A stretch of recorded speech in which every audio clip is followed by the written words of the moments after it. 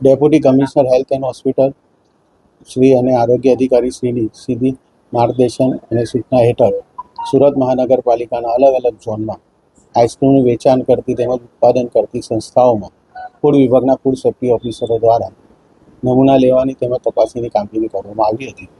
આ લગભગ 29 સંસ્થા જેવી હતી જેમાંથી નમૂના લેવામાં આવેલા હતા. તે નમૂનાઓમાંથી 10 સંસ્થાના નમૂનાઓ ધારાધોરણ મુજબનો માલુમ નહીં પડેલા. એમના મિલ્ક ફેટ ઓછી આવેલી હતી અને સોલિડ ફેટ બે વસ્તુ ઓછી આવેલી હોવાથી તેમની સામે એજ્યુકેટિંગમાં ફરિયાદ દાખલ કરવાની કાર્યવાહી હાથ ધરવામાં આવેલી છે.